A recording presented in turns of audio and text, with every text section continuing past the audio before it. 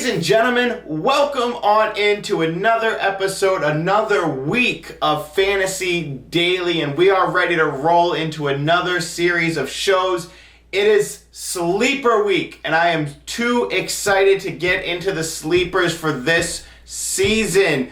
I, as always, am your host, Nathan Passwell, joined here today again by our fellow lead analyst, John Landry. John, thank you so much for joining us. How are you feeling today and going into Sleeper Week? Well, being Sleeper Week, I'm sleepy myself, staying up late, getting up early, trying to crunch all these numbers. So hopefully this will be a good week to push out some good data.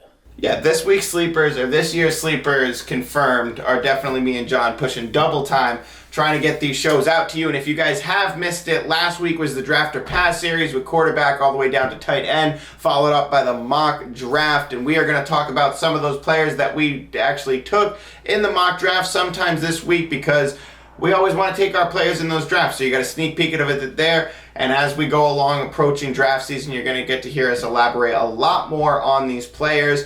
Next week is the AFC Breakdown show, so we'll be going through all the AFC teams, followed by that following week would be the NFC Breakdown. And we got some cool shows sprinkled in. The Beginner's Guide coming, so if you guys are new to fantasy football and there's a lot of things that are weird to you, we're going to be covering a lot of that stuff too as well. So we'll be getting into a lot of different shows, but covering a lot of players coming into draft season, because it is almost that time. We are getting excited, we are getting stoked, and more importantly, we are getting prepared. So let us get right into it, because we have a lot to cover tonight, just like every other night. And tonight we are covering wide receiver sleepers. Before we do, we have just one quick point, and that would be the Kareem Hunt news. So Kareem Hunt has requested a trade out of Cleveland. Now, Cleveland says they have no intention of trading Cleveland. They have denied his request to seek a trade. But if Kareem Hunt says he's done, he doesn't want to play there anymore, which I don't blame him for wanting to get out of Dodge.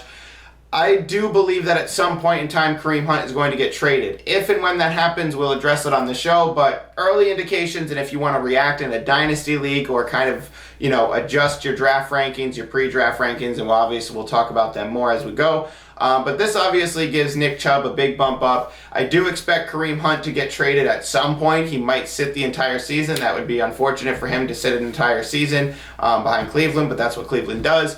But if they do decide to trade him, I would love to see him go to Atlanta or somebody like Philadelphia. So I do believe that Kareem Hunt has played his last snap in Cleveland, and I really do believe in the upside of Nick Chubb this year, even with Kareem Hunt there. So if Kareem Hunt is gone, I do believe that the upside of Nick Chubb becomes tremendous. So, John, anything you want to say there about Kareem Hunt and the Cleveland situation? About Hunt directly, no. About Chubb, he's easily going to rise up the rankings. I mean, I don't know where he's going in draft now, but he's going to bump up because he's going to be the ultimate beneficiary of this. Yeah, for sure. I definitely love the appeal of Nick Chubb, especially if Kareem Hunt's gone. I like him when Kareem Hunt's there. Obviously, he's kind of fallen. He's kind of in the second round now. But I believe he's absolute, first round material, second round material if you get to that point where, Kareem Hunt is gone and Nick Chubb's by himself.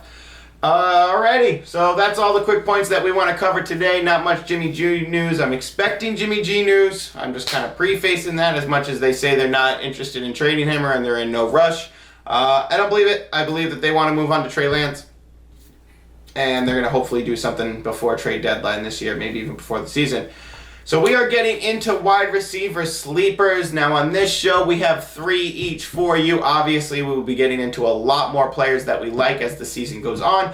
But we have handpicked these 3 for the beginning of the year. We'll probably do another sleeper show right before draft time really hits. Maybe we'll do a special episode on players who are rising and dipping in ADP. But this is currently players that we like, whether or not their ADP is, underrated or they're, extremely low on that or on the end of drafts.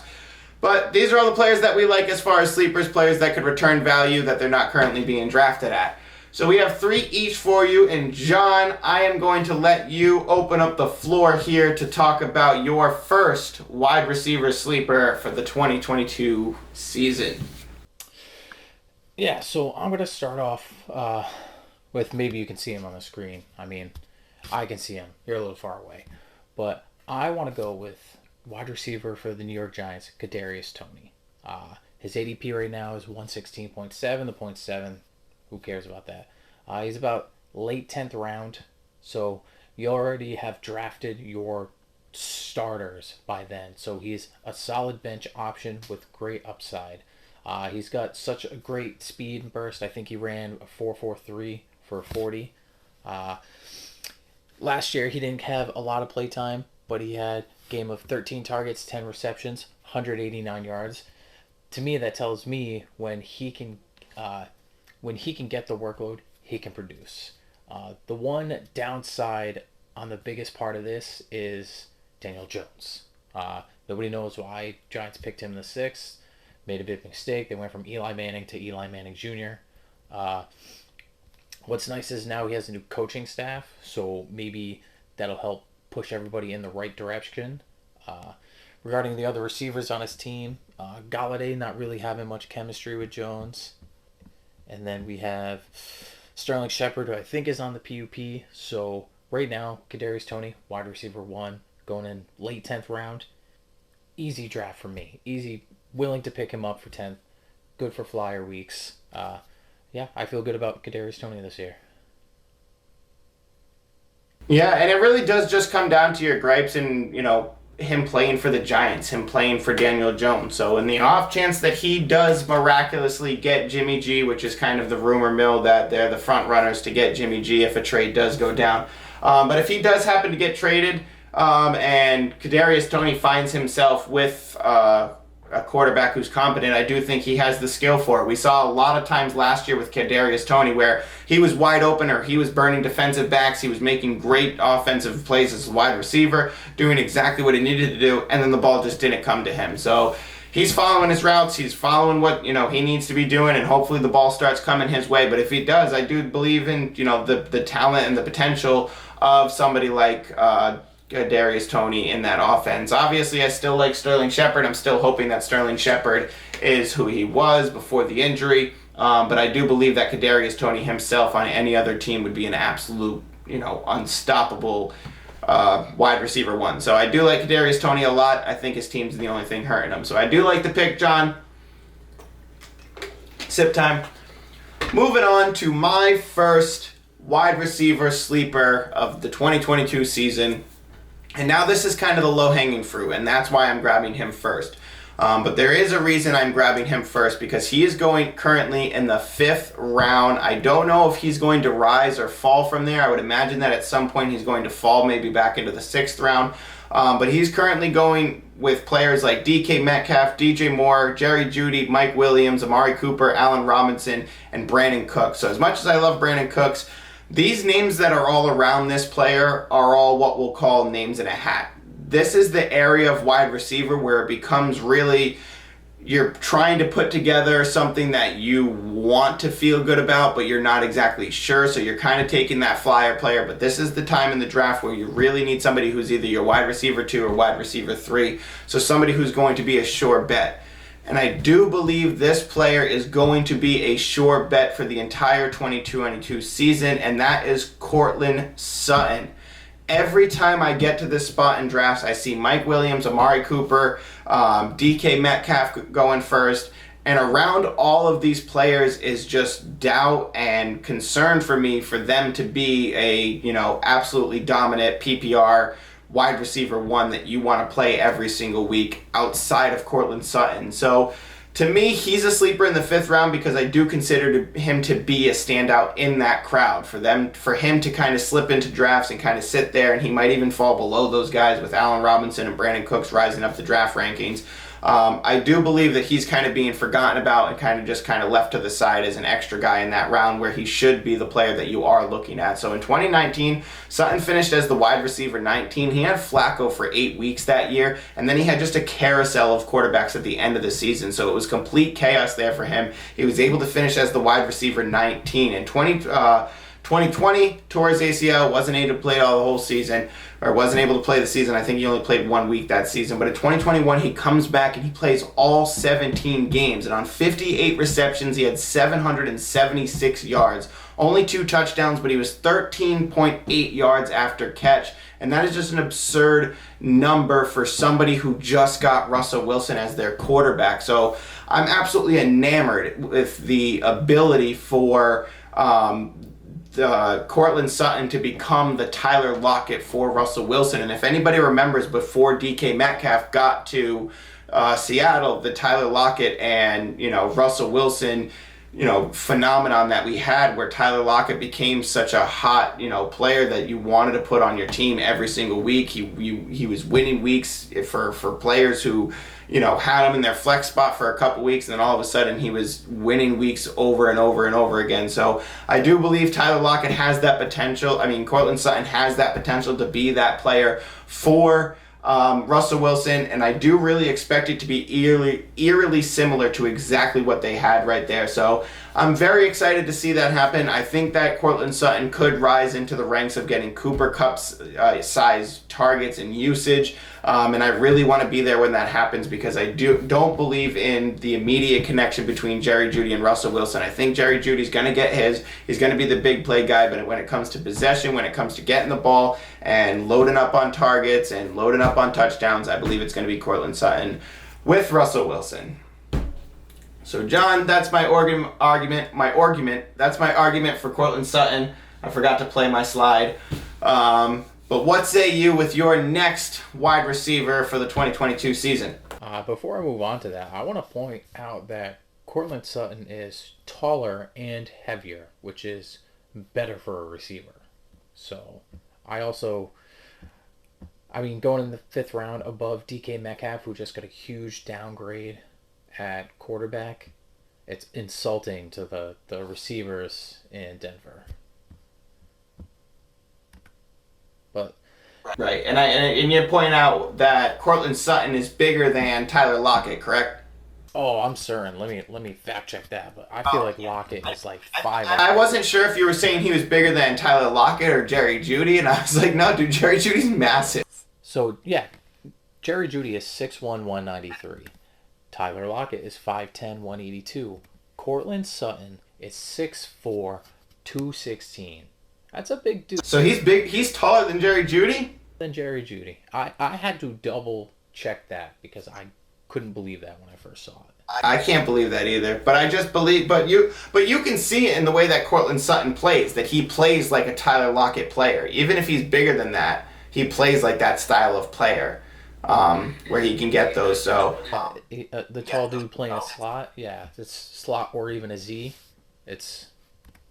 He's gonna do it. He's gonna put up great numbers. So my second wide receiver is going early in the 12th round, ADP 148, probably the 60th plus maybe 70th wide receiver off the board. It is DJ Chark. I think that his trade to the Lions, or maybe it was through free agency, is a good upgrade for DJ Chark. He got a nice little bump at QB, a nice little bump at offensive line, definitely a big bump at coaching, now that he doesn't have to work under Urban Meyer, who got fired anyways. But he was offered a $10 million contract, so he's definitely going to get the workload. Amon-Ra St. Brown's an excellent receiver, but I personally, this is my own belief, and I don't speak for anyone else, I think DJ Chark is better than Amon-Ra. He has great athletic metrics. He ran a 4.34 40, which is pretty fast, and he has great speed, great burst. He's definitely going to be guy to at least get 2 50-yard bomb touchdowns this year.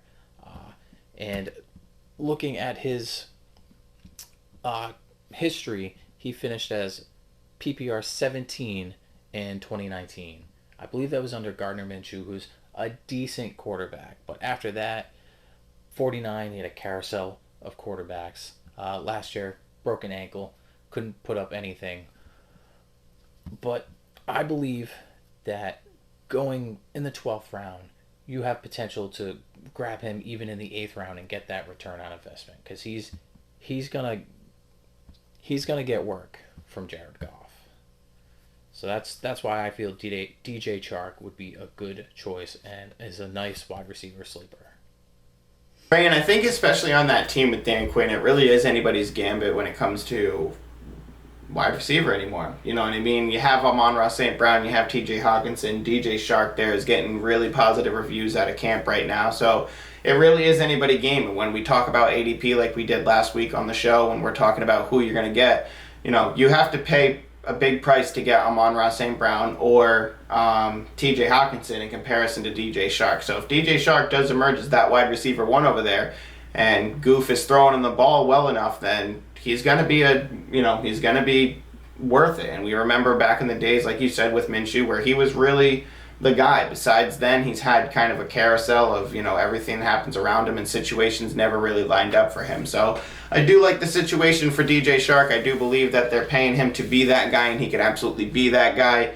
I love Amon-Ra St. Brown, though. I don't think he's going to disappear, and I don't think Hawkinson's going to disappear, but I do believe that there is that off chance that DJ Chark becomes the guy, and you're not paying 6th, 7th round for him, or 9th round, wherever the heck Amon-Ra's going. Alrighty, moving on to my next wide receiver sleeper for 2022. And now this player is somewhat of a criticism for his wide receiver 1 that's on the other side of the field.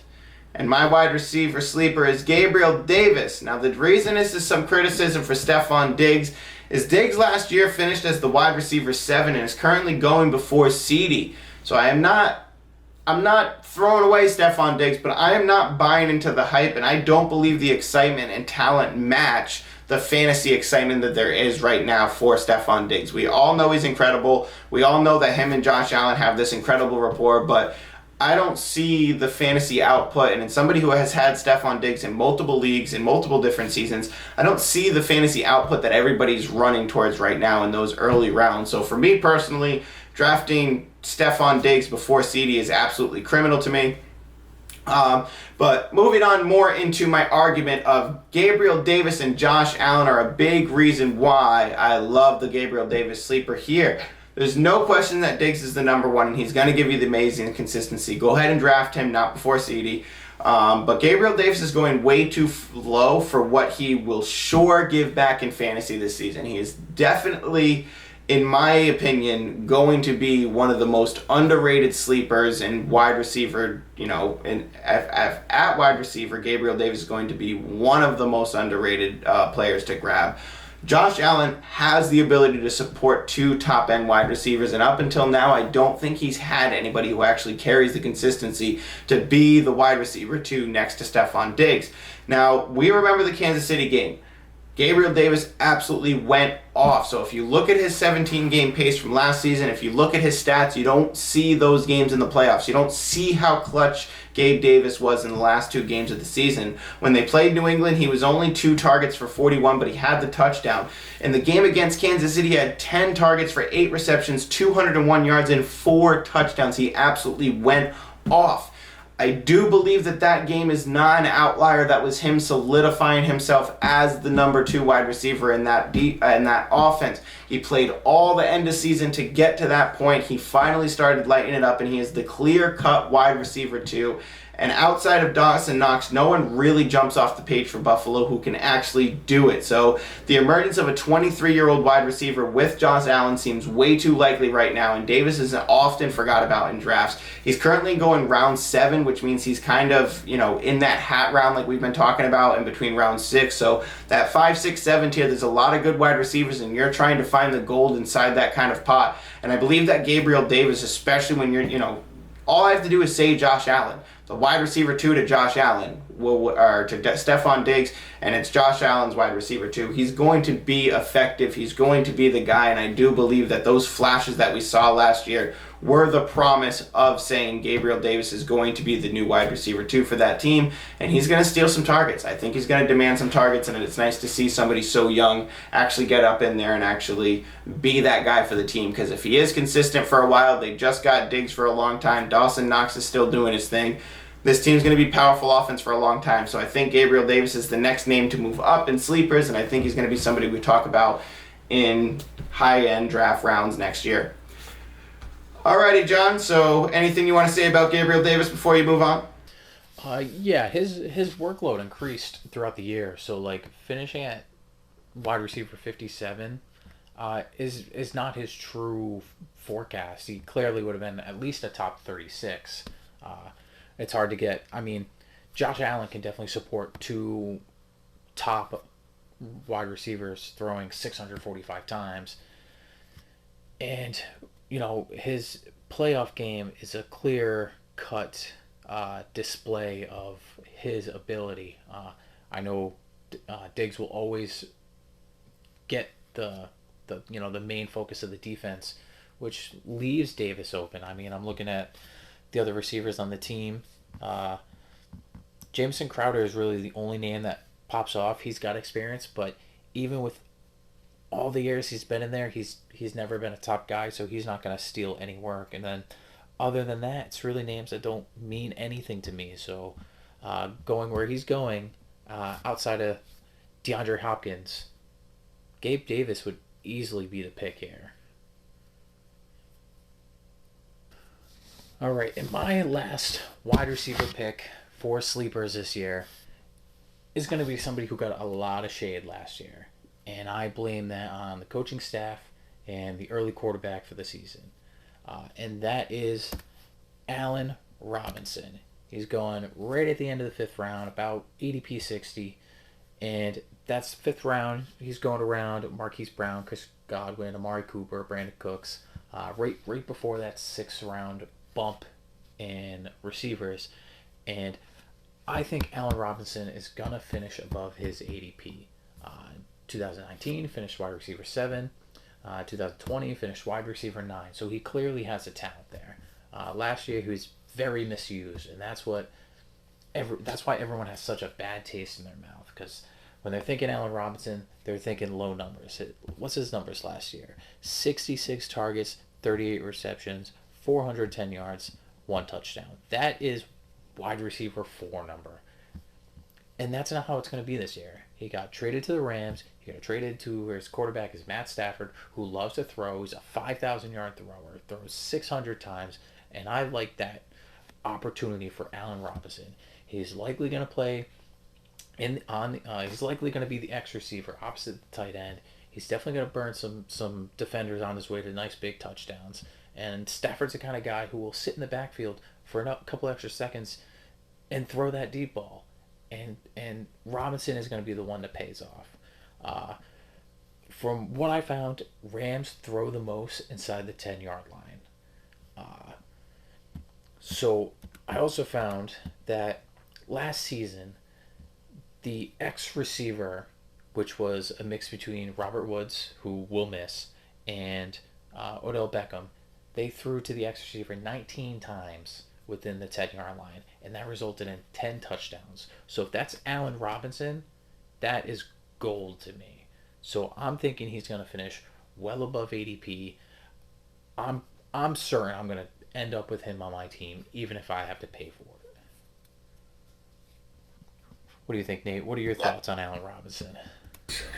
Yeah, I'm actually stoked on Allen Robinson as well. He was one of my favorites coming into the season just because of where he landed. And I don't think that at any point in time, Allen Robinson is one of those players who fell off and now he's just kind of waiting for retirement. I do believe that there's still a lot in the tank for Allen Robinson and that he should be on a team. And for him to be, absolutely dominant in his position still and be the wide receiver 2 next to Cooper Kupp, I do believe there's going to be weeks where he demands work away from Cooper Kupp, and to be honest, he's one of the reasons why I'm so low on Cooper Kupp in comparison to everybody else this season, is because I don't think Allen Robinson is any less of the Allen Robinson that he was. He was just playing for a team that was absolutely putrid. So I do believe that there's a chance where Allen Robinson steals quite a bit of work from Cooper Kupp, enough to hurt him, enough to steal touchdowns from him. Like you said, John, they throw to that receiver a lot. But maybe those 9 touchdown drops that you're talking about, Allen Robinson isn't dropping all 9 of those. So if all 19 were going to him, he's going to have a crazy year with touchdowns, and he's going to have a crazy year with being relied upon when it comes to being that player. And I do think that they want him to be that player. They want him to be an X-factor player in that offense next to Cooper Kupp, and I do believe that they are going to get it. So, John, I love the pick there. Loving all the sleepers for this year. So I just looked up Robert Woods from last year before he tore his ACL, which I think he still played a couple snaps. Yeah, he had 100% snap in the game he tore his ACL. So that goes to show how tough he is. But in the 9 games that he played, the half season that he played, 69 targets, 45 receptions. So that's over 120 targets for the X receiver potentially this year. That's wide receiver 1 numbers. Right. And they keep doing it too. And Robert Woods was that guy. And I love Robert Woods, but I don't believe at any point in time we can say that Robert Woods is Allen Robinson. You know what I mean? So having Allen Robinson on that team now as that wide receiver is huge. Absolutely huge. All right. To close out the wide receiver sleepers, I am very, very excited to start talking about this wide receiver because I have been keeping this to myself for quite a bit, and I have been kind of going back and forth with John all season or all off season about the wide receivers on this team, and I've kept this to myself, and I've wanted to keep this. This is one of those things that I prefer to keep to myself, one of those players that I really want to keep to myself, but for the show I have to be honest. Unfortunately, I play in basically every single league I play with John. A lot of my viewers are people that I play with in leagues, so it's unfortunate that I have to give my honest opinion on every single player that I like or who I think is a sleeper, because then somebody's going to snag them from me. So for everybody watching, for John who's here, stop snagging my players. But getting into it, I am very excited to start talking about this player, especially due to the fact that me and John have been going back and forth all season on Kansas City wide receivers, and we are going to start talking about Nicole Hardman being a dominant PPR wide receiver. And I know this is a stretch, I know this is a reach, but for where Nicole Hardman is going, deep in the 14th, 15th round, I think he is the next guaranteed wide receiver 1. Not receiver, that's Travis Kelce. But outside of Travis Kelce, I think Nicole Hardman is the next guy to get the majority of the workload. So as much as I always say it's going to be much of the same with Kansas City, they're going to spread the ball around a lot more. I had the feeling, and when you're kind of putting it out there at the beginning of the offseason after Hill went out, that Mahomes is really going to have no choice but to really look at Hardman with how many players have left that team. With MVS gone, with the way that the team has shifted, Tyreek Hill is gone, and you have Nicole Hardman there. Not much talk about MVS there yet. A little bit about Juju. But camp reports are all about Nicole Hardman, and I'm really starting to come around more and more on the fact that Nicole on that team will have insane consistency. And if he does, he's going to return top 20 value on the season with top 10 upside every single week because he plays with Patrick Mahomes. So I do believe that the PPR targets for Nicole is going to be a lot better than what we've seen so far. He has comparisons to Cooper Kupp and Tyler Lockett. He can make things happen when he gets the ball. He gets open when needed, and I really do think Nicole Hardman's going to seize the opportunity this year when it comes to him and solidify himself as a player who deserves to be on this team. He wasn't a Super Bowl champion by default. He was on this team. He was worth keeping in the offseason, and he's going to be the wide receiver 1 going forward in comparison to who else is on the team. So I think that by receptions alone, not by talent, I think that's kind of a toss-up between all of them, but I do believe that Nicole Hardman's talent is really underrated by the players that are around him currently. MVS, everybody's talking about his speed. Nicole Hardman has a 4.33 40. Everybody talks about Juju. He's the big superstar name. But me personally, I am really infatuated with the potential of Nicole Hardman. His draft price around round 15. I am absolutely all about it. I'm grabbing him just about everywhere I can in mock drafts.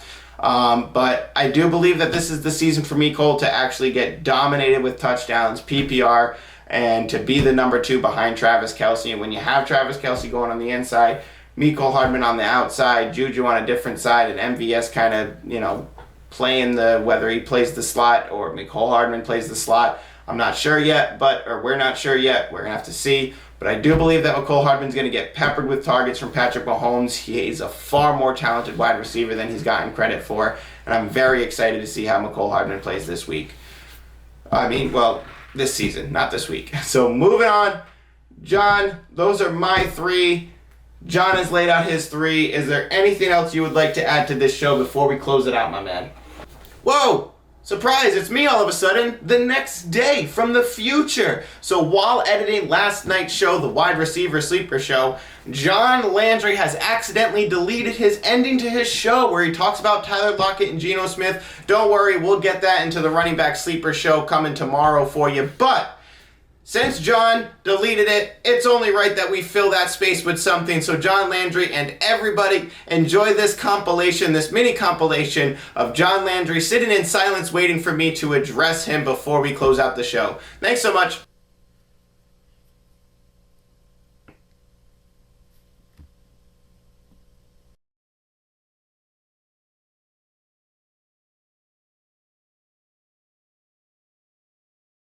On your camera?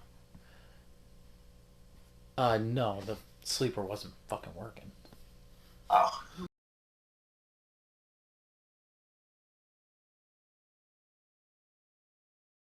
Alrighty, everybody.